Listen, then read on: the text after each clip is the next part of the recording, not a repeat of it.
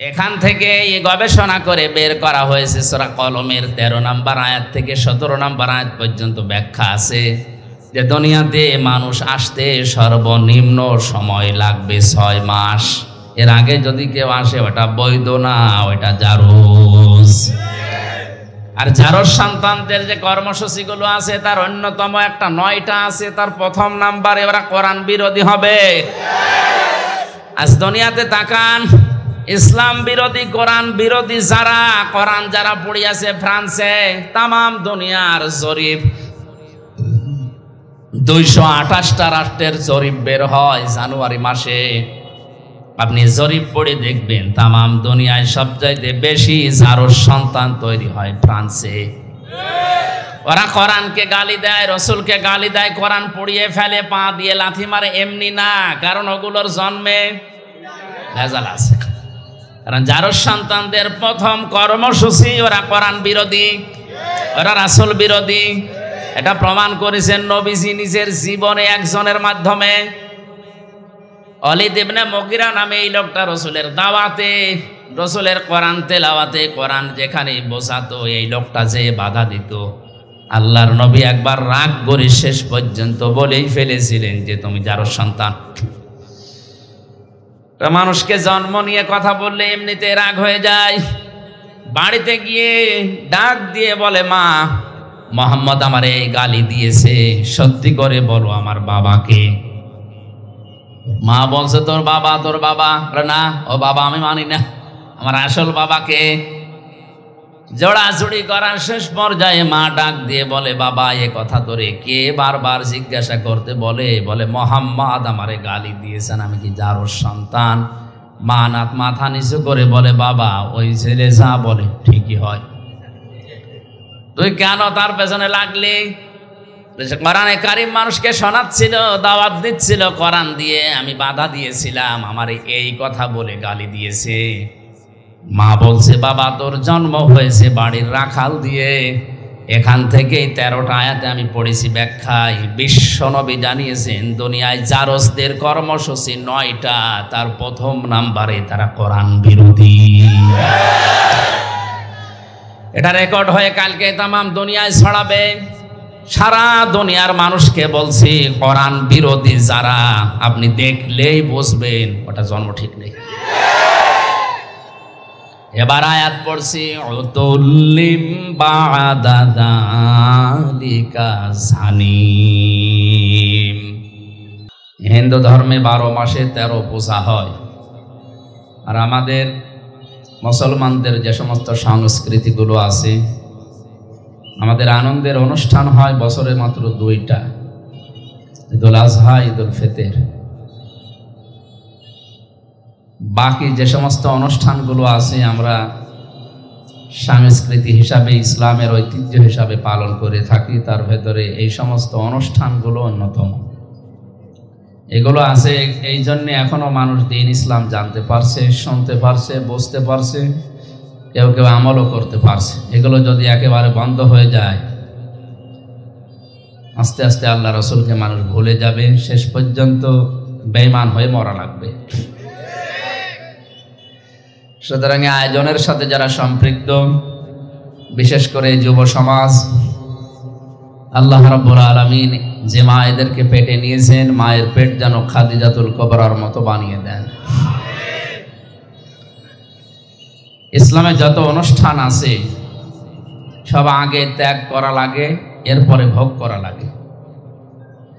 ইসলাম বাদ দিয়ে পৃথিবীতে যত অনুষ্ঠান আছে, যত দিবস পালন করা হয়, সবগুলোতে আগে ভোগ, এরপরে ত্যাগ করলেও আছে, না করলেও সমস্যা নেই।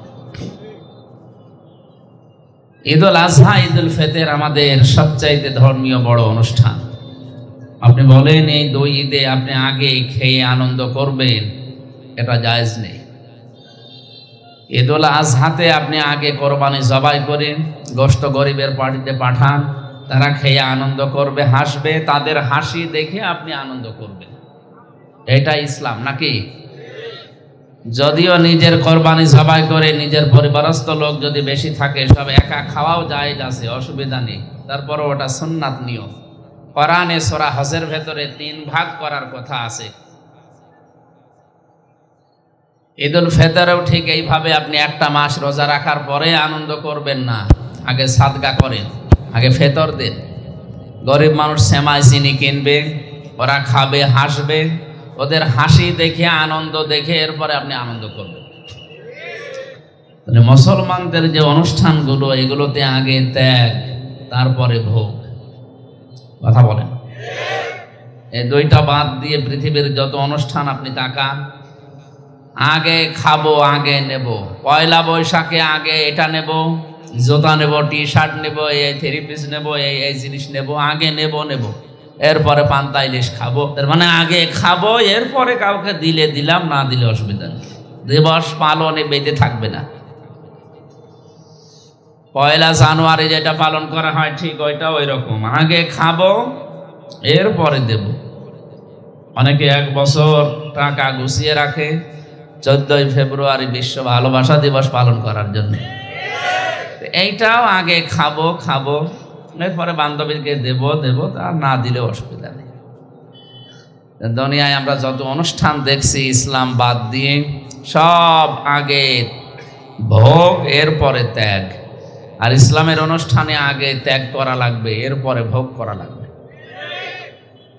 নবীজি মদিনাতে হিজরত করার পরে ওখানে 2টা অনুষ্ঠান দেখতে পেলেন, নওরোজ আর মেহেরজান। সাহাবা একরাম প্রশ্ন করেন, ইয়া রাসূলুল্লাহ, হে আমাদের ইসলাম কি এমন পানসা মাটির মতো যে কোনো আনন্দ উল্লাস নেই, কোনো হাসি তামাশা এর ভেতরে নেই? বিশ্বনবী মুহাম্মদুর রাসূলুল্লাহকে আল্লাহ ওই দিন, মহান আল্লাহ নিজে 2টা দিন উপহার দিয়েছিলেন আনন্দ করার জন্যে। তার ভেতরে ঈদুল আজহা একটা, ঈদুল ফিতর একটা। আনন্দের ধরনগুলো আল্লাহ আগেই জানিয়েছেন, আনন্দ করবেন আমাকে সেজদা দিয়ে। তারপরে এই জন্য ঈদুল ফিতর, ঈদুল আজহাতেও যদি কেউ আনন্দ করে, সকাল বেলায় আগে আল্লাহকে সেজদা দিয়ে 2 রাকাত নামাজ আদায় করে তারপরে। মুসলমানদের আনন্দ হবে নামাজ নিয়ে, কি নিয়ে? আজ আমাদের যে সমস্ত অনুষ্ঠান দিবস আমরা পালন করছি, আমাদের নামাজ নেই, সেজদা নেই। বিশ্বনবী জানিয়েছেন, কোন মানুষ যদি সেজদা দিয়ে অনুষ্ঠান আরম্ভ করে, মাথা নিচু করে, মাথা ঝুঁকিয়ে আল্লাহর দরবারে নিজেকে ছোট করে, পুরা অনুষ্ঠানটাই ইবাদত হিসাবে গণ্য হয়ে যায়। কোন নিয়ামত পাওয়ার পরে মানুষকে আল্লাহ শিখিয়েছেন তারা আগে সেজদা দিয়ে ছোট হয়ে, নম্র হয়ে এরপরে শুকরিয়া আদায় করবে। ওয়ালাকাদ আতাইনা লুকমানাল হিকমাতা আনিশকুর লিল্লাহ ওয়া মান ইয়াশকুর ফাইন্নামা ইয়াশকুরু লিনাফসি ওয়া মান কাফারা ফাইন্নাল্লাহা হুয়াল গনিয়্যুল হামিদ। সূরা লোকমানের 12 নম্বর আয়াতে আল্লাহ পাক বলেন, আমি লোকমানকে জ্ঞান দিয়েছিলাম, হিকমত শিক্ষা দিয়েছিলাম। আমার জ্ঞান হিকমত পাওয়ার পরে লোকমান আমি আল্লাহর শুকরিয়া আদায় করেছে। তাহলে জ্ঞান যারা পাবে, নিয়ামত যারা পাবে, তাদের উচিত আল্লাহর শুকরিয়া আদায় করা। আর আমরা নিয়ামত পাওয়ার পরে, জ্ঞান পাওয়ার পরে আল্লাহর শুকরিয়া তো দূরের কথা, আরো আল্লাহর বিরুদ্ধে উচ্চারণ করি। কথা বলেন ঠিক কিনা? মানুষের প্রতি আল্লাহ আশ্চর্য হয়ে কোরআনে ঘোষণা দিয়েছেন। আমার কাছে যতগুলো আয়াত আশ্চর্য মনে হয়েছে বেশি, তার ভেতরে এইটাও একটা। কাইফা তাকফুরুনা বিল্লাহি ওয়া কুনতুম আমওয়াতান ফাআহইয়াকুম সুম্মা ইউমীতুকুম সুম্মা ইউহয়ীকুম সুম্মা ইলাইনা তুরজাউন। সূরা বাকারার ভেতরে আছে, আল্লাহ পাক বলেন, মানুষ কেমন করে আমি আল্লাহর সাথে কুফরি করে, নাফরমানি করে, আমারে মানতে চায় না। বালাগাত মান থেকে আসে। কাইফা শব্দটা ব্যবহার করা হয় এমন সেন্টেন্সের আগে যে কথা বলতে গেলে তার নিজেরও বিশ্বাস হয় না। যারা তাফসির জানে, তাফসির পড়ে, আলেমরা যারা আছে, কাইফা শব্দটা আল্লাহ পাক আয়াতের শুরুতে ব্যবহার করেছেন এই জন্যে পরবর্তী যে তিনটা কথা বলতে চান এটা আল্লাহরও মনে হয় যে বিশ্বাস হচ্ছে না, যে না, মানুষ আমার নাফরমানি করে কি করে, আমার সাথে কুফরি করে, আমার সাথে নাশকরিয়া করে, আমারে মানতে চায় না, আমার বিধান কেমন করে মানুষ এটা করে। হাল আতা আলাল ইনসানি হিনুম মিনাদ দাহরি লাম ইয়াকুন শাইআম মাযকুরা। মানুষের জীবনে কি এমন কোন সময় যায়নি যখন উল্লেখ করার মতো কিছুই সে ছিল না। একটা উল্লেখিত জীবনের জিনিস থেকে তাকে আমি উল্লেখ করার মতো একটা জায়গায় পৌঁছালাম। ফালিয়ানজুরিল ইনসানু মিম্মা খলিকা মিম্মা দাফিক ইয়াখরুজু মিন বাইনিস সুলবি ওয়াত তারাইব। আল্লাহ পাক বলেন মানুষকে নজর করে দেখে না কি জিনিস দিয়ে আমি তাকে বানালাম। বাবার স্ফলিঙ্গ দিয়ে দ্রুত গতিতে বের হয়ে যাওয়া এক ফোঁটা নাপাক পানি দিয়ে আমি আল্লাহ তাকে বানিয়েছি। তাফসিরে মুফাসসির লিখেছেন এমন একটা বেদামি পানি, এমন একটা কম দামি পানি বের হয় মানুষের শরীর থেকে যেটা তামাম দুনিয়ার কোনো মার্কেটে 4 আনাও দাম নেই। আছে কেউ ফিরে দিলেও নেয় না।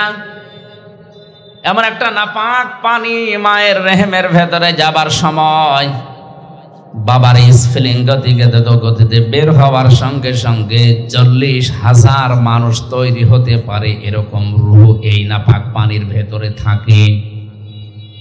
বিজ্ঞান প্রমাণ করছে এখান থেকে মায়ের জরায়ুতে ধাক্কা দিয়ে একেবারে ডিম্বাণু পর্যন্ত যেতে অনেকেই দেওয়ালের সাথে ধাক্কা খেয়ে পড়ে যায়, অনেকে পায়ের সাথে পা লেগে মনে করেন পড়ে যায়।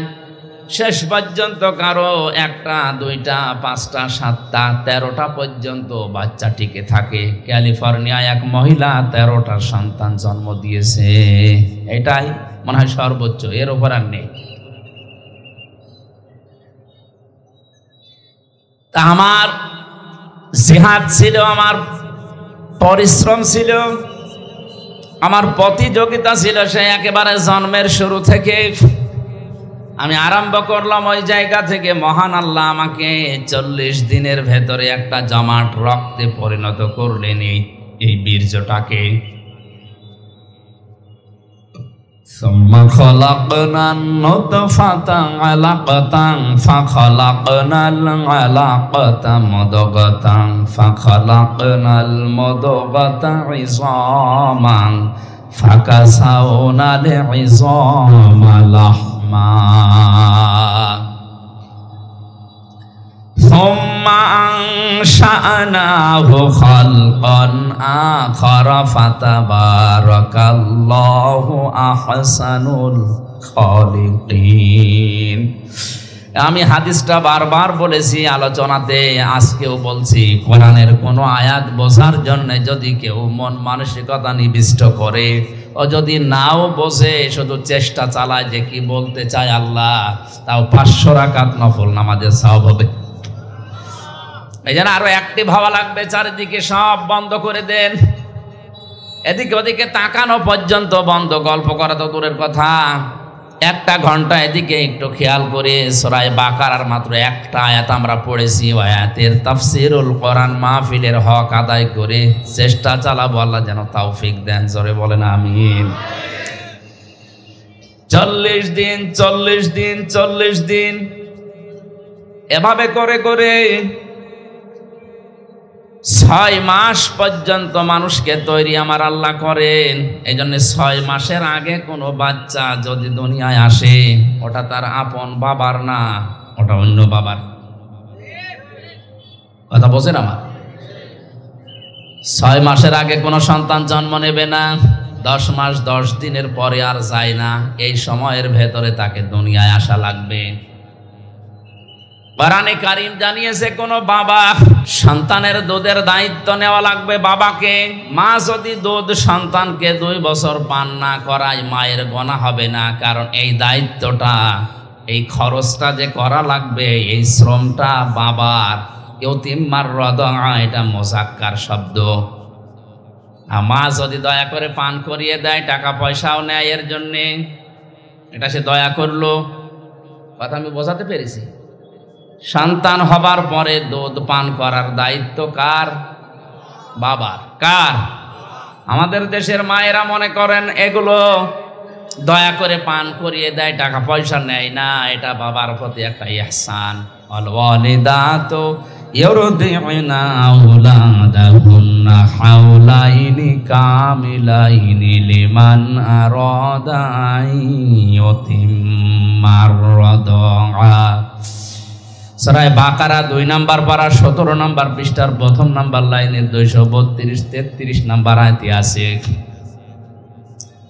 আল্লাহ পাক বলেন, আমি আদেশ করেছি এই পৃথিবীর যারা দায়িত্বে আছে, বিশেষ করে বাবা, তারা যেন তাদের সন্তানদেরকে 2 মাস পর্যন্ত দুধ পান করায়।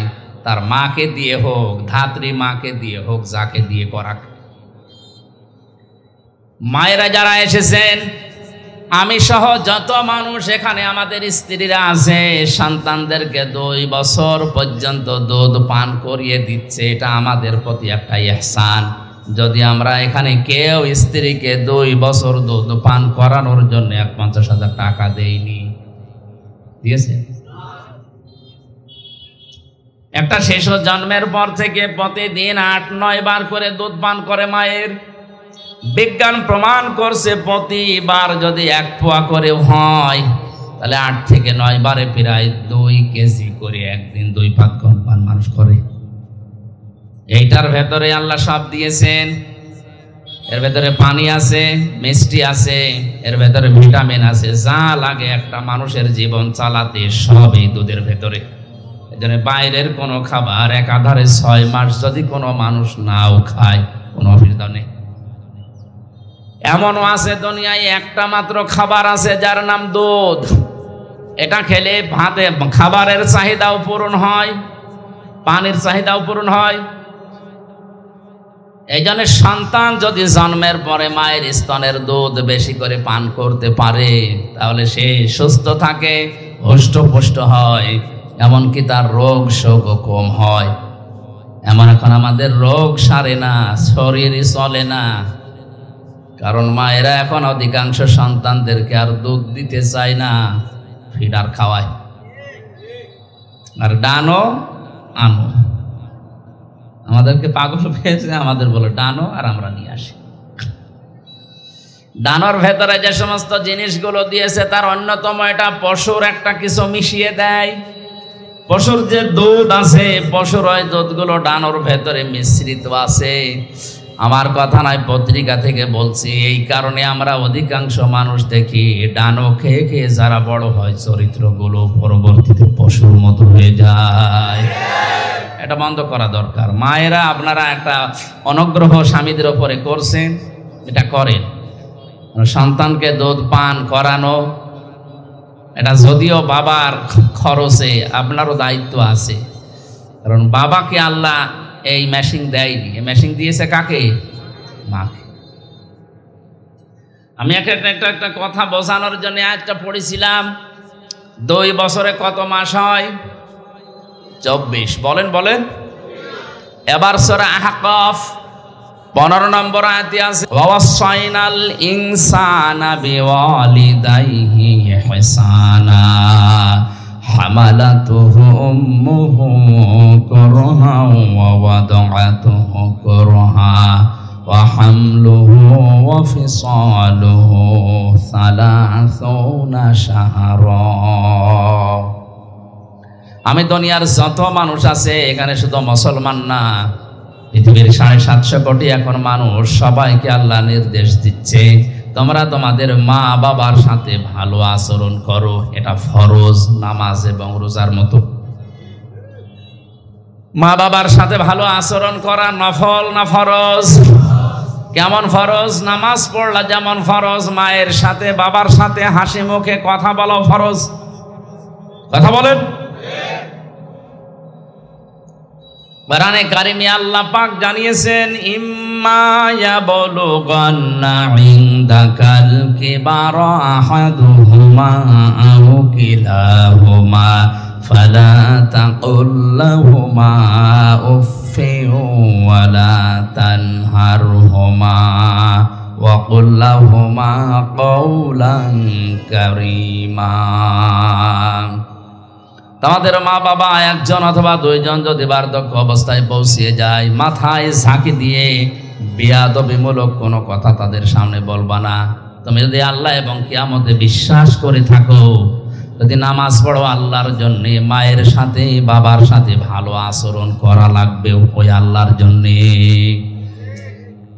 নামাজ পড়ে রোজা রাখে কিন্তু মা বাবার সাথে আচরণ খারাপ, এ লোকটা জান্নাতে যেতে পারবে না। আরাফ নামক একটা দেওয়াল আছে, ওই দেওয়ালের উপরে বসে থাকবে। নবীজি হাদিসটা যখন বলছিলেন কিয়ামতে আরাফ নামক একটা প্রাচীর থাকবে, ওর উপরে কিছু মানুষকে আল্লাহ দাঁড় করাবে, ওরা জান্নাতেও যাবে না জাহান্নামেও পড়বে না। সাহাবীরা বলেন, হুজুর এরা জাহান্নামেও যাচ্ছে না জান্নাতেও যাচ্ছে না, কাজ কি? আল্লাহর নবী বলেন, এরা নামাজ রোজা হজ যাকাত সব করেছে, এমনকি ইসলাম প্রতিষ্ঠার জন্য আন্দোলনও করেছে। এই জন্য আল্লাহ তাদেরকে জাহান্নামে দিচ্ছে না, জান্নাতে দেয় না একটাই মাত্র কারণ, এরা মা বাবার সাথে আচরণ ভালো করতো না। চট্টগ্রামবাসী নামাজ পড়েছে, রোজা রেখেছে, নফল দান সাদগা, এমনকি ইসলামী আন্দোলন করেছে, জিহাদ পর্যন্ত করেছে। এই লোকটাকে আল্লাহ জাহান্নামে দিচ্ছে না এই একটাই কারণ, হাল আদুল্লুকুম আলা তিজারাতিন তুনজিকুম মিন আযাবিন আলীম। এমন একটা ব্যবসার কথা বলবো যেটা করলে জাহান্নামে যাওয়া লাগবে না। এজন্য ইসলামী আন্দোলন যারা করবে, সফল যদি নাও হয়, ওরে জাহান্নামে যাওয়া লাগবে না। দলিল সূরা সফের এই 10, 11, 12 নম্বর আয়াত, তুমিনুনা বিল্লাহি ওয়া রাসূলিহি ওয়া তুজাহিদুনা ফি সাবিলিল্লাহ বিআমওয়ালিকুম ওয়া আনফুসিকুম যালিকুম খায়রুল লাকুম ইন কুনতুম তা'লামুন। আল্লাহ রাব্বুল আলামিন বলেন, যারা আল্লাহ রাসূলকে বিশ্বাস করার পরে দাবি অনুযায়ী ভালো ভালো কাজের আঞ্জাম দেবে, এখানে ভালো কাজ বলতে যালিকুম খায়রুল লাকুম এর ব্যাখ্যায় আছে, এর আগের শব্দটা সবচাইতে ভালো কাজ, সেটা হচ্ছে তুজাহিদুনা ফি সাবিলিল্লাহি বিআমওয়ালিকুম ওয়া আনফুসিকুম। জান আর মাল দিয়ে আল্লাহর দ্বীনকে জমিনা প্রতিষ্ঠা করার জন্য যারা আন্দোলন করবে, চেষ্টা চালাবে, এইটাই আল্লাহর কাছে সবচাইতে ভালো কাজ। এদেরকে আল্লাহ জাহান্নামে দেবে না। আমি আবার ফতোয়া দিলাম, ইসলামী আন্দোলন দুনিয়াতে যারা করবে, ইসলাম প্রতিষ্ঠার জন্য যারা কাজ করবে, এদের অন্য পাপের জন্য যদি আল্লাহ শাস্তিও দিতে চান, জাহান্নামে দেবেন না, ওই প্রাচীরে রাখবেন, আরাফ নামক ওই প্রাচীরে দাঁড় করিয়ে রাখবেন। এদের জাহান্নাম এদের জন্য হারাম, জাহান্নামে দেবে না। আমি আবার রিপিট করছি, ইসলাম প্রতিষ্ঠার জন্য পৃথিবীতে যারা আন্দোলন করবে, সংগ্রাম করবে জান আর মাল দিয়ে, এদেরকে আল্লাহ দেবে না। কোন জায়গায়? আরো জোরে বলেন। সুতরাং আর যাই করি, এই পথ ইসলামী আন্দোলনের যেটা, এটা ছাড়া যাবে না। কারা রাজি আছেন দেখি? লিল্লাহি তাকবীর।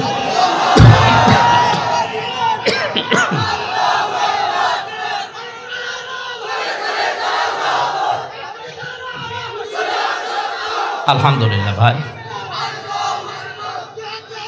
আলহামদুলিল্লাহ। আমি আপনাকে বাঁচাতে চাই। আরাফ নামক এই প্রাচীরে যারা দাঁড়িয়ে আছে, এদেরকে জাহান্নামে দিচ্ছে না কেন? নবীজি বললেন এরা ইসলামী আন্দোলন করতো, জিহাদ করতো, এই কারণে দিচ্ছে না।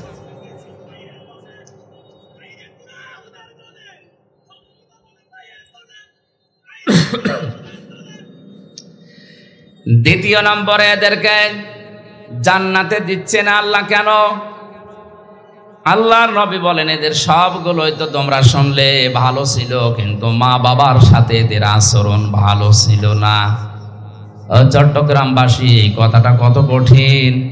জাহান্নামে দিচ্ছি না ইসলামী আন্দোলন করার কারণে, আর জান্নাতে দিচ্ছে না মা বাবার সাথে আচরণ খারাপ করার কারণে। হাদিসের শেষে কিন্তু আর নবী বলেননি এদেরকে আল্লাহ জাহান্নামে দেবে না জান্নাতে দেওয়ার, বলেননি, ওই পর্যন্ত শেষ। এবার বলেন তো এইরকম আচরণ করে যদি কপাল নিয়ে কেউ যায়, আর যদি আরাফ নামক ওই প্রাচীরে আবাদান আবাদান থাকা লাগে, ওর চাইতে ও জান্নাতেও যেতে পারছে না, জাহান্নামেও যাবে না, কপাল পোড়া আর কেউ আছে? যেন এই দুইটা জায়গা খুব সেন্সিটিভ, খুব খেয়াল রাখা লাগবে। দুইটা জায়গায় জায়েজ কোনো কাজে যেন মা বাবা নারাজ হয়ে না যায়। মায়ের কথা মতো বউ তালাক দেওয়া জায়েজ আছে না নেই? এই আন্দাজে ফতোয়া দে, জায়েজ নেই। বাবার কথা মতো জায়েজ আছে। হ্যাঁ, বাসখালীবাসী মায়ের কথা মতো বউ তালাক দেওয়া জায়েজ নেই, যদিও তাদের সম্পর্কটা খারাপ। নবীজি কেন এটা বলেছেন? কারণ আল্লাহর নবীকে আল্লাহ জানিয়েছেন দুনিয়াতে যত ফেরেশতা মার্কা মানুষ হোক, বউ শাশুড়ির সম্পর্ক একেবারে মা মেয়ের মতো 100 ভাগ হয় না। শাশুড়ি সবসময় চিন্তা করে লোকের মেয়ে, বউমাও চিন্তা করে আপন মা না। এক গাছের ছাল অন্য গাছে জোড়া দিলে যেমন লাগতে চায় না, 100 ভাগ ওইরকম মেলে না। এই জন্য অধিকাংশ পরিবারে সন্তান বিয়ে করার পর থেকেই বইয়ের গোতাগতিতে আলাদা হয়ে যায়। আমার আল্লাহর দিকে আমি তাকিয়ে বলছি, আমার মনে হয় যে সমস্ত বউর কারণে মাগুলো বাবাগুলো আলাদা করে দিচ্ছি, এই বোর কাছে যদি তার আপন মার বাবা 2 দিন 5 দিন না 10 বছরও থাকে, কোনোদিন স্বামীকে বলবে না এদের আলাদা করে দাও। আল্লাহ আমাদের মনের খবর আগে থেকে জানে, আমাদের আচরণ এই জন্যই জানিয়েছেন নবীজির মাধ্যমে যে মায়ের কথা মতো অন্তত বউকে তালাক দিতে পারবা না। হ্যাঁ, বাবার কথা মতো পারবা যদি বাবা দেখে যে বউমার চরিত্র উলট পালট, ইসলামের নিয়ম কানুন মেনে চলে না, ক্ষতি হয়ে যাচ্ছে ইসলামের, তখন যদি সন্তানকে বলে যে বাদ দেওয়া লাগবে, বাবার কথা মতো আল্লাহর বিধানের দিকে তাকিয়ে হলেও বাদ দেওয়া যায় যাচ্ছে। তাহলে এখান থেকে মাসলা বের হলো দুইটা, মায়ের কথা মতো যত খারাপই হোক বউ তালাক দেওয়া, বাবার কথা মতো জায়েজ আছে। হযরত ওমরের সন্তানকে হযরত ওমরের কথা মতো আব্দুল্লাহ তালাক দিয়েছিল। হযরতে ইব্রাহিম আলাইহিস সালামের ইঙ্গিতে ইসমাইল নবী আলাইহিস সালাম তার স্ত্রীকে তালাক দিয়েছিল। কথা বলেন না কেন? আমি কথা বলছিলাম মা বাবার সাথে আচরণ খারাপ করা ভালো করার বিষয়ে বলতে বলতে আল্লাহ শেষ পর্যন্ত এমনও জানালেন, কথা যদি বলতে যাও উঁচু গলায় মাথা উঁচু করে কর্কশ ভাষায় তো বলবাই না, কথা বলতে চাইলে মাথা নিচু করে প্রেসিডেন্টের সামনে প্রধানমন্ত্রীর সামনে দাঁড়িয়ে যেভাবে নরম সরে বলো, ঠিক ওই কায়দায় বলো। আল্লাহ তা কায়দা শিখিয়েছেন। দেখেন তো পরের আয়াতে, أخفض لهما جناح الذل من الرحمة وقل رب ارحمهما كما ربياني صغيرا। জবান খুলে এই ময়দানে আল্লাহর শেখানো দোয়াটা একবার পড়েন, রব্বির হামহুমা কামা।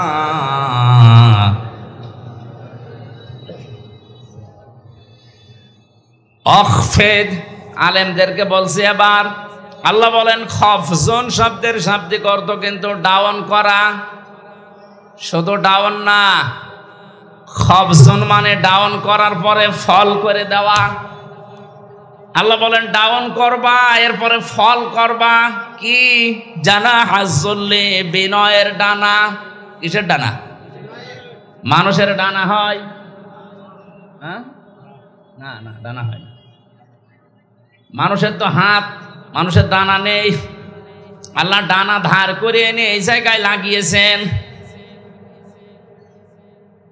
বালাগাত মান থেকে একটা চ্যাপ্টার আছে, আল্লাহ কেন ডানা ধার করে নিয়ে এসে আমাদেরকে দিলেন। আমাদের তো বাহু আছে, বাহু বল, আমাদের হাত আছে, ইয়াদুন শব্দটার মানে হাত। আল্লাহ ইয়াদুন মনে হয় জানে না। আল্লাহ জানা হন দিয়েছেন। ডানা শব্দ এই জন্যে দিলেন কারণ ডানার ভেতরে পর থাকে, এটা মোলায়েম, সফট, নরম, কোমল, এটা আরামদায়ক। আর হাতের ভেতরে আছে হাড়, এটা এত শক্ত, যদি মোট করে কেউ পিঠের ওপরে লাগায় বলবে কি লাগালা, ওই 65 না 100। এর ভেতরে যেহেতু নরম কিছু নেই, আপনার আচরণ যেন সফট হয়, কোমল হয়। আল্লাহ এটা বোঝাতে পাখির ডানা ধার করে আমাদেরকে শুধু দেননি, আল্লাহ বলেন খবজন করবে তোর এই ডানা, একেবারে ডাউন করার পরে শুধু ছাট করে রাখবে না, হেলিকপ্টারের ডানার মতো, এরোপ্লেনের ডানার মতো এরকম সোজা করে রাখলে হবে না। জানা হাজুল্লি মিনার রহমা, আল্লাহ হেলিকপ্টার এরোপ্লেনের কাছ থেকে ডানা নেননি, নিয়েছেন পাখির কাছ থেকে। ওদের কাছ থেকে নিলে আল্লাহর সমস্যা কি ছিল? সমস্যা ছিল এরোপ্লেনের ডানা ডাউন হয়, ফল হয় না, ফল হলে উড়বে না। আর পাখির ডানা ডাউন করার পরে ফল করলে উড়ে যেতে পারে। আর এর ডানার ভেতরে এমন নরম নরম পর আছে, পাখা আছে, এত সফট, এটা কোমল, এটা এত আরামদায়ক। সিল যখন সো মারে, মা পাখিটা আস্তে করে নিজের ডানাটা বিছিয়ে দিয়ে ফল করে দেয়, বাচ্চারা ওর নিচে একটা কিচির মিচির আওয়াজ করে, এটা অনির্বচন সুখ অনুভব করে। আল্লাহ দুনিয়ার মানুষকে উদাহরণটা দিয়ে বোঝাতে চেয়েছেন, পৃথিবীর মানুষেরা, তোমার মা বাবা শেষ বয়সে এসে যখন তোমার আন্ডারে আসবে, তোমার এই ডানার নিচে থাকার পরে যেন মনে করে যে আমার হামজা থাকতে আমার আর অসুবিধা নেই। এই কথা বলেন না কেন? এরকম মনে করতে পারছে? বলেন বলেন না, এরকম মনে করতে পারছে না। সেই পরিবেশ নেই আজ কাদের কারণে? আমি যতগুলো কারণ পেয়েছি তার অন্যতম কারণ হচ্ছে অধিকাংশ বাড়িতে তার বউ না। এই এলাকায় এখন এসব নেই। আর এই বউকে বারবার কান পড়া দেয় এর বড় মা আর ওর বড় বোন, আর ওরা আশপাশের ভাবি যারা আছে তারা বলে আর কতদিন থাকবা, আলাদা হও, আরামে খেতে পারবা। এরকম কার কার বউকে দেয় একটু হাত তোলেন তো। এই হাদিস মনে হয় এই এলাকায় বলা ঠিক হইল না, এটা আমাদের কুষ্টিয়ায় আছে।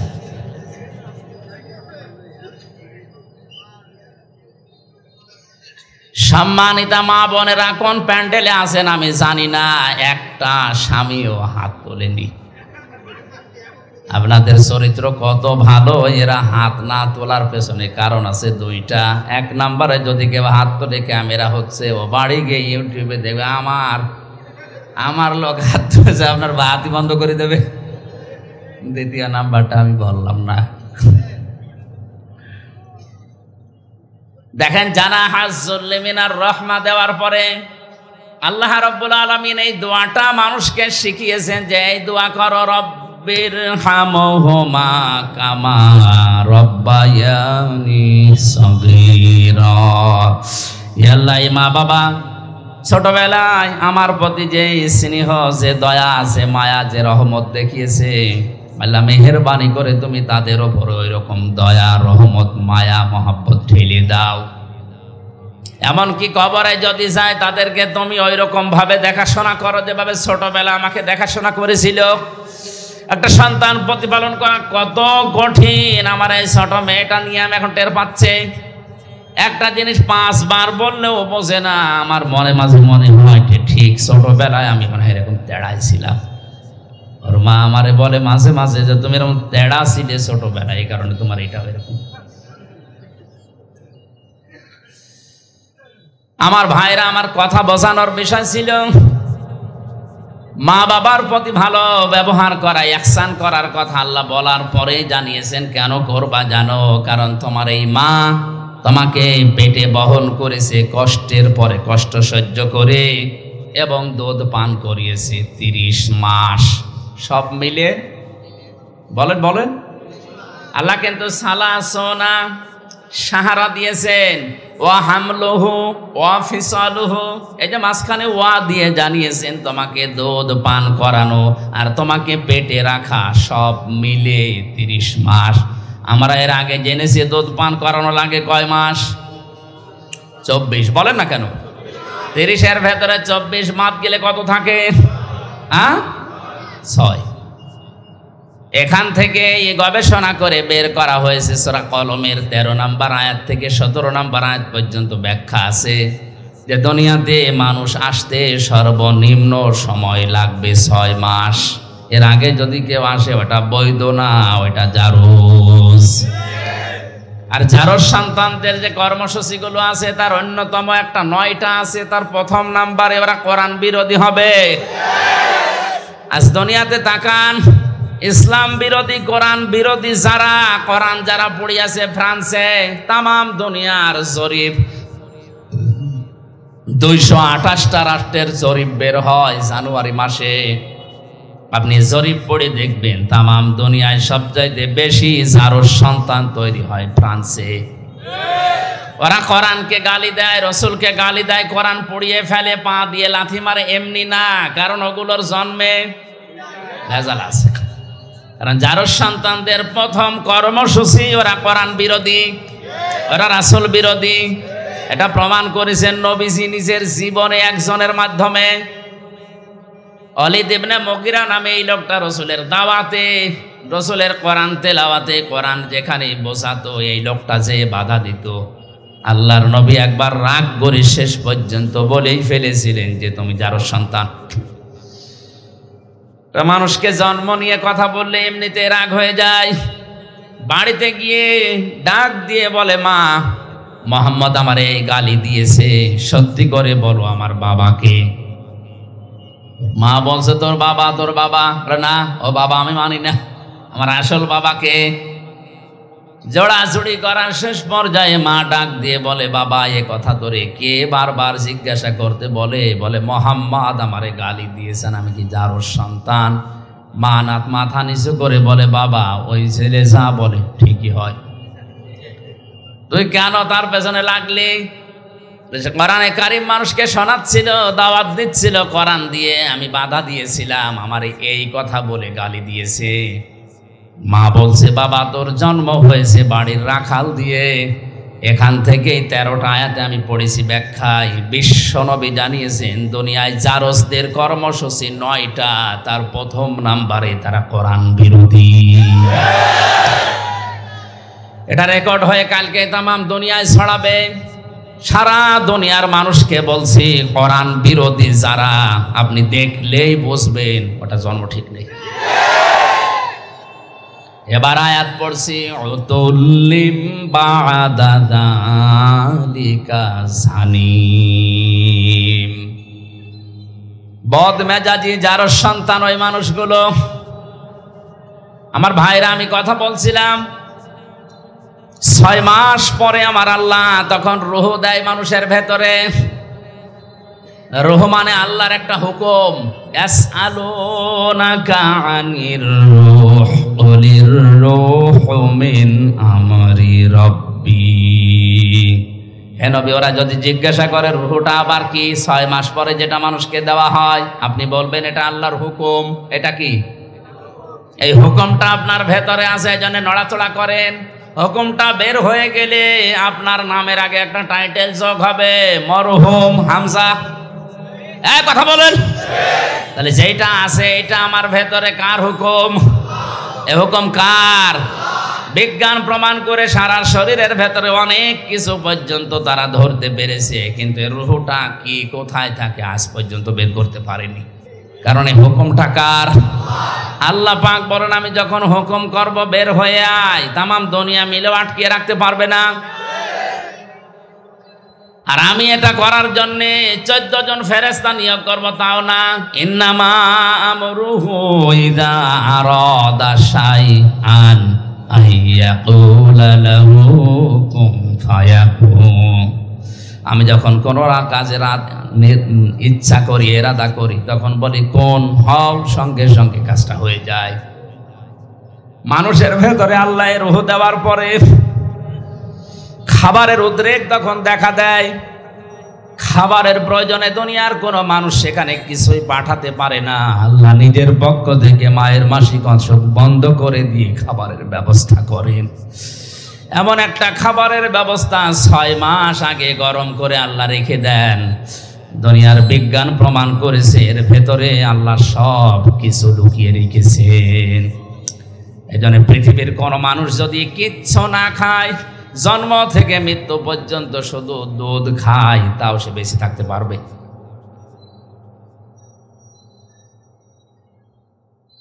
আল্লাহ রাব্বুল আলামিন মানুষকে মায়ের পেট থেকে এবার বের করবেন, খাবারের ব্যবস্থা করে দিলেন, তাও নাভির সাথে নাভি দিয়ে মুখ দিয়ে নাপাক রক্ত দেননি। তাফসিরে মুফাসসির লিখেছেন নাপাক রক্তটা না মুখ দিয়ে না দিয়ে নাভির সাথে দিয়েছেন। এই জন্যে দুনিয়ার মানুষকে আল্লাহ জানাতে চায়, বান্দা নাপাক জিনিসদের মুখ দিয়ে দিলাম না, দুনিয়ায় যে এই মুখটা দিয়ে আমি আল্লাহর কোরআন পড়বি, আমি আল্লাহর নামের জিকির করবি। অথচ মানুষ এত নেমক হারাম, এত হারামি, এত খারাপ, দুনিয়ায় আসে আল্লাহর ওই বানানো সুন্দর পবিত্র মুখটা দিয়ে হারামি জিনিস এই মুখ দিয়ে প্রবেশ করাচ্ছে। যত রকমের হারাম জিনিসে মুখ দিয়ে প্রবেশ করায়। আল্লাহ এই জন্য কাইফা শব্দটা দিয়েছেন। আমি এই শব্দের ব্যাখ্যা করতে গিয়ে একটু চলে গিয়েছিলাম। আল্লাহ বলেন কাইফা তাকফুরুনা বিল্লাহ, কেমন করে আমার সাথে নাফরমানি করো? আমার তো বিশ্বাস হতে চাই না, কারণ যে পর্যায়ে ছিলে এখান থেকে এ পর্যন্ত আনতে কেউ ভূমিকা পালন করেনি। হ্যাঁ, তোমার মা বাবার দায়িত্ব ছিল শুধু বিছানায় থাকা, বাকি যা করার করেছে কে? এতটুকু আল্লাহ শেষ করেননি। আল্লাহ রাব্বুল আলামিন বলেন মানুষদেরকে আমি মায়ের পেট থেকে এবার আস্তে করে বের করে আনার জন্য ফেরেশতাদেরকে যারা নিয়োজিত আছে সিদ্ধান্ত দেই যে যাও, ওয়াল্লাযী আল্লাহু আখরাজাকুম মিন বুতুনি উম্মাহাতিকুম লা তা'লামুনা শাইআ।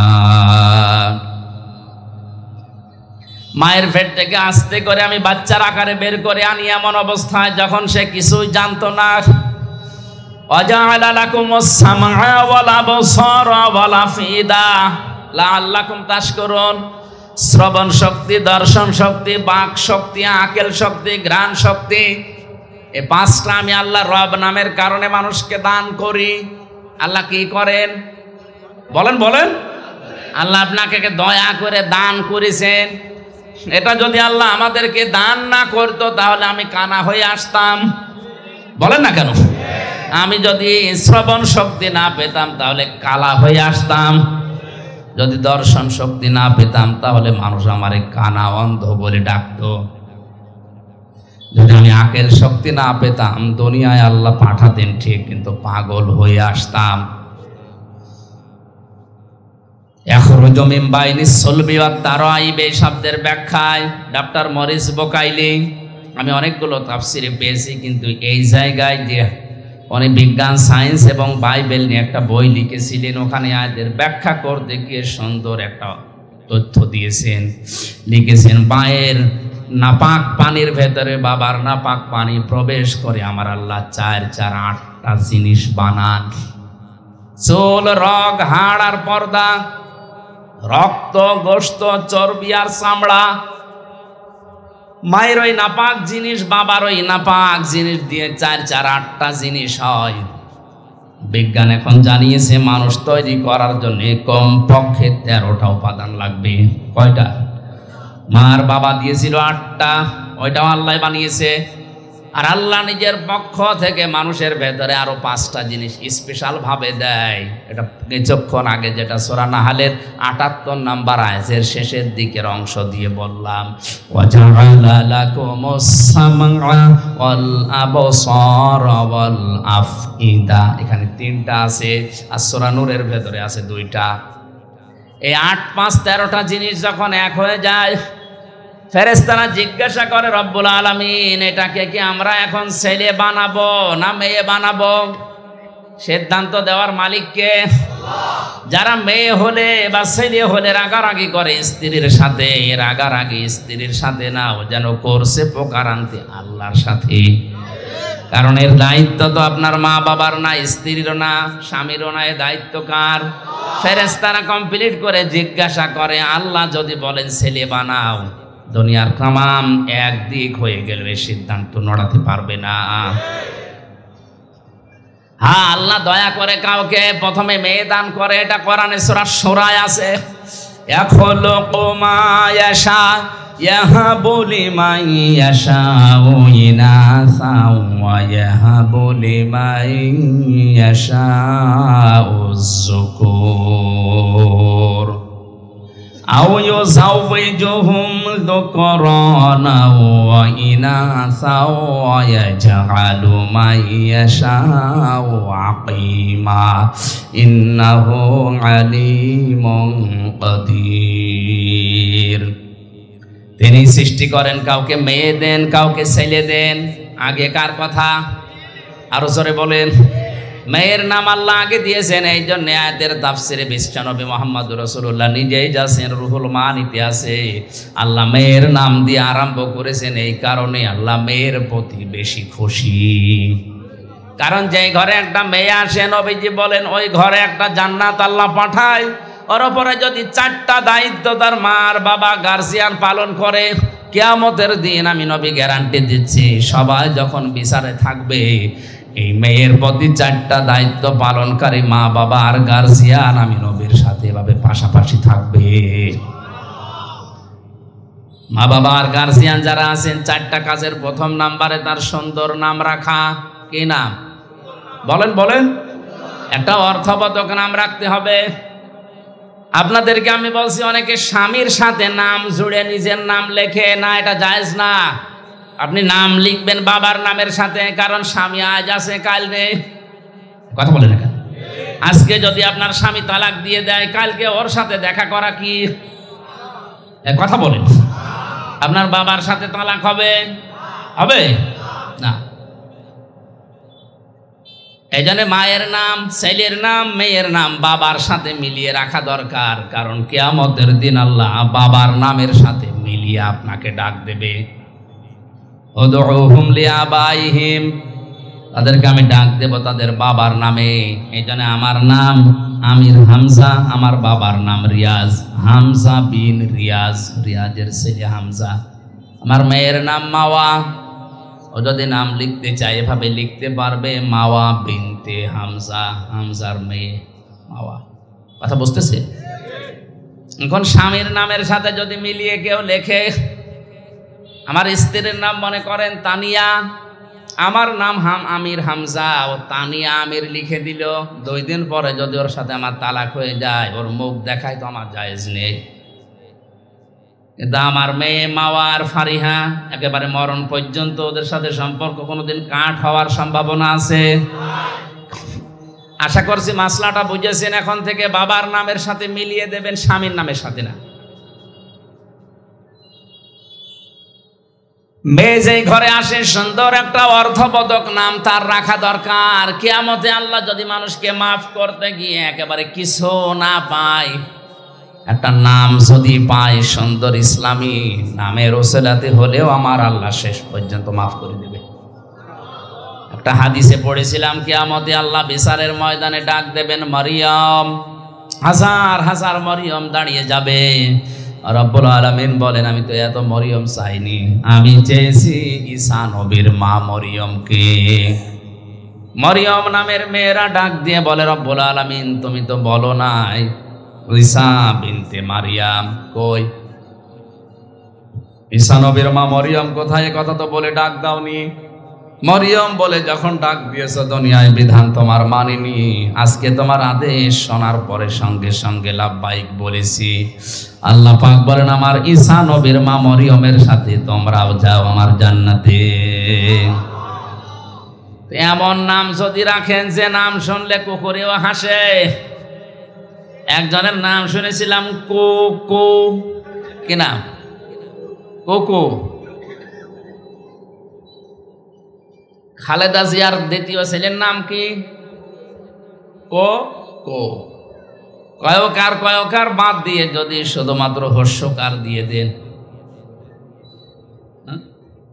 এই কো কো ওর দাদি যদি ডাক দেয়, যার দাঁত নেই, কি বলে ডাকবে? কুকুর। বলবে কুকুর পানি নিয়ে আয়। বিশ্ববিদ্যালয়ে থাকাকালীন আমার এক স্যার গল্প বলছিলেন, এক লোকের নাম ছিল ফ্যান চাটা। লোকজন গরিব মানুষ, তাই জন্য ওই নামেই তারে ডাকে। ধনী হয়ে গেছে লোকটা, এখন টাকা পয়সার মালিক, চিন্তা করছে আমার এত কিছু হয়েছে কিন্তু নামটা হবে না। এলাকার মেম্বার, চেয়ারম্যান মানুষদেরকে ডাক দিয়ে গরু জবাই করে খাওয়িয়েছে। বলছে আমার নামের পরিবর্তন করবো আজকে। পোস্টার তো ছাপিয়েছে, এই পোস্টার এবার উদ্বোধন করবে চেয়ারম্যানকে দিয়ে। চেয়ারম্যান মাইক হাতে নিয়ে বলছে, ভাইরা আমার, বোনেরা আমার, লোকটা এতদিন গরিব ছিল, এই জন্য নামে সমস্যা ছিল না, কারণ গরিব মানুষের নাম হলেও হয়, না হলেও অসুবিধা নেই। আজকের টাকা পয়সা, অর্থ সম্পদ, সম্মানিত মানুষ আল্লাহ তাকে বানিয়েছে, আজকে নামের পরিবর্তন করতে চাই। আপনাদের সবাইকে খাওয়াইয়েছে, আমিও খেলাম, আজকে থেকে ওর নাম আমি পাল্টিয়ে দিলাম। ওর নাম এখন থেকে ফ্যান চাটা নয়, নাম হবে মধু চাটা। লোকটা মাইক হাতে নিয়ে বলছে, ভাইরা আমার, আমার গরু ছাগলও গেল, এলাকার মানুষ আমার বাড়িতে দাওয়াতও খেলো, আমার নামেরও পরিবর্তন হইলো, কিন্তু নাম থেকে ওই চাটাটা আর গেল না। আগে ছিলাম ফ্যান চাটা, এখন কি চাটা? এই জন্য আপনারা যারা গার্জিয়ান আছেন, মা বাবা, বড় ভাই, তারা সন্তানের নামটা রাখবেন এমন ভাবে, অন্তত নামের প্রভাব যেন তার কর্মজীবনে পাওয়া যায়।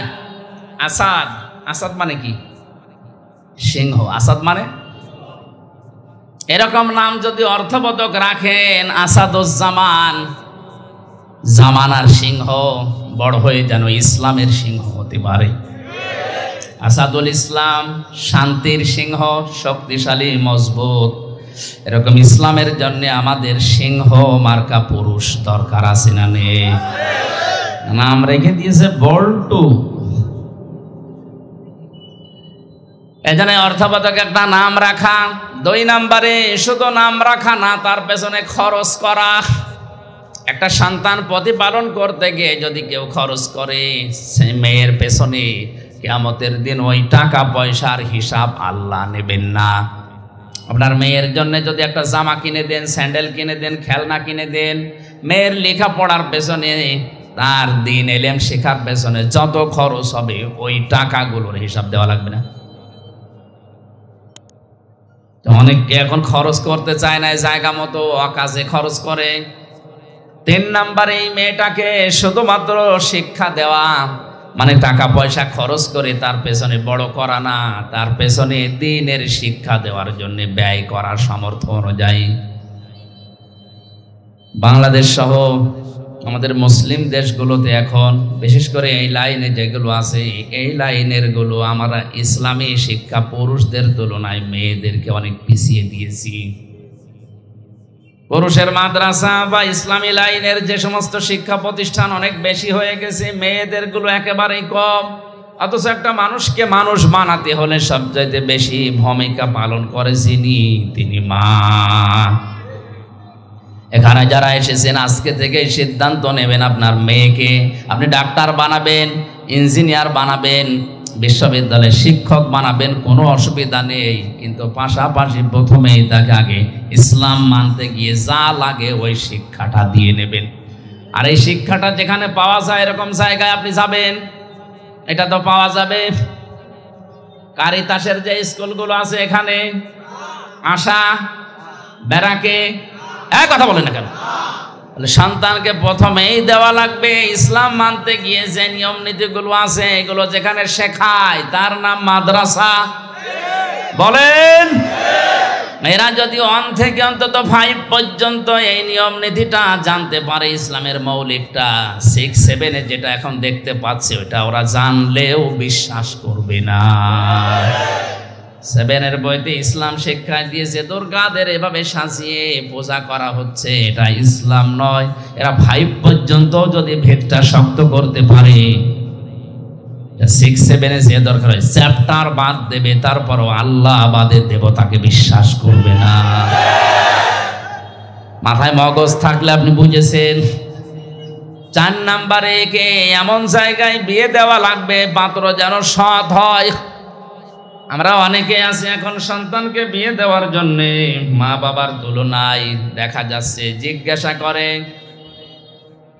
ঘটক সাহেবকে যে আমার এই ছেলের যে জামাই বানাবো এর ওপরই কামাই আছে, তো একটা হারাম জায়গা দেখে যদি স্বতঃস্ফূর্তভাবে জেনে বুঝে কোনো সন্তানকে আপনি হাতে তুলে দিন, আল্লাহর কসম ওই মেয়েটা কোনোদিন শান্তিতে থাকবে না। আপনার জামাই আসবে ডাল খেয়ে, লাল পানি খেয়ে, ওই সংসারে শান্তি থাকবে?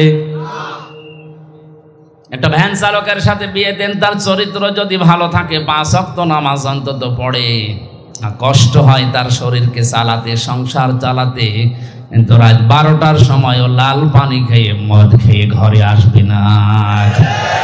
বহু ধনী ধনী মানুষের সাথে আমি মিশে দেখেছি, ওপরে ফিটফাট, ভেতরে সদরঘাট, শান্তি নেই। বাড়ি যায় রাত 1টার সময়, নিজের বউ বাদ দিয়ে অন্যের স্ত্রীর সাথে ফুর্তি করে বাড়ি গেছে, যে দেখে নিজের যুবতী মেয়ে পেট নিয়ে বসে আছে। কি গো, কার? আল্লাহ দিয়েছে। এজন্য শিক্ষা ব্যবস্থায় আমাদেরকে এমন ভাবে তৈরি করে দেওয়ার দরকার, প্রাথমিকটা যেন বড় হয়ে অন্তত উল্টা পাল্টা লাইনে যেতে না পারে। আমার ম্যাডাম তো ইসলামী বিশ্ববিদ্যালয় থেকে অনার্স মাস্টার্স করা, অথচ ওর সাথে অন্যান্য সাবজেক্টের অনেকেই বিয়ের আগেই বাচ্চা জন্ম দিয়েছে। জোরে বলেন নাউজুবিল্লাহ। এ দোষ শুধুমাত্র ওদের না, সন্তানকে যদি এভাবে ছোটবেলা থেকে অন্তত ইসলামের মৌলিকটা শিখিয়ে দিতে পারতেন, বিশ্ববিদ্যালয় না অক্সফোর্ডে যাওয়ার পরেও ওর শরীরকে হেফাজত করত। কিন্তু দিনটা এমন খারাপ আসতেছে সামনে, এমন পর্যায়ে আমরা পৌঁছিয়ে যাচ্ছি, এভাবে যদি ইসলামী শিক্ষা নিয়ে ষড়যন্ত্র হতেই থাকে আর শিক্ষা ব্যবস্থা যদি এভাবে চলতে চলতে আমাদের আয়ত্তের বাইরে চলে যায়, কিছুদিন পরে আপনার যুবক ছেলে মদ খেয়ে আপনার বাড়িতে আসবে, আপনি কিছু বলতে পারবেন না। আপনার বিশ্ববিদ্যালয়ের পড়ুয়া মেয়ে পেট নিয়ে আসবে, আপনি কিছু বলতে পারবেন না। ইসলামের শিক্ষা দেওয়ার পাশাপাশি সন্তানদেরকে সৎ পাত্রে পাত্রস্থ করার তৌফিক আল্লাহ আমাদের দান করেন। এই 4টা কাজ যদি আমাদের গার্জিয়ানরা করি, অন্য কোনো আমল যদি আমাদের কম থাকে, একেবারে নাও থাকে, তাও অসুবিধা নেই, ফরজটা ঠিক রাখবেন। এর পাশাপাশি যে দায়িত্বগুলো নবীজি দিয়েছেন সন্তানের প্রতি, এগুলো থাকলে কিয়ামতের ময়দানে মহান আল্লাহ আমাদেরকে নবীজির সাথে পাশাপাশি জান্নাতে রাখবেন। জোরে বলেন আমিন। আমি কায়ফা শব্দের ব্যাখ্যা করতে গিয়ে এই সিটিপিটি কথা বলেছিলাম যে মানুষের এই যে জন্ম থেকে শুরু করে পর্যন্ত আল্লাহ এগুলো আশ্চর্য হয়ে যায় যে নাফরমানি করে কি করি। এরপরে তোমাদেরকে আমি জীবন দিয়েছি, এরপরে মরণ দেব, আমার কাছে আবার ফিরে আসা লাগবে। আমাদের আনন্দের বিষয় আজকে থেকে আমরা নির্ধারিত করে নেব বা নিলাম, এখন থেকে মরণ পর্যন্ত আনন্দ হবে শুধুমাত্র কোরআনের সাথে সম্পর্ক আছে যেইটার, ওইটা নিয়ে। আজকের সম্পর্ক কিসের সাথে? আমির হামজার সাথে।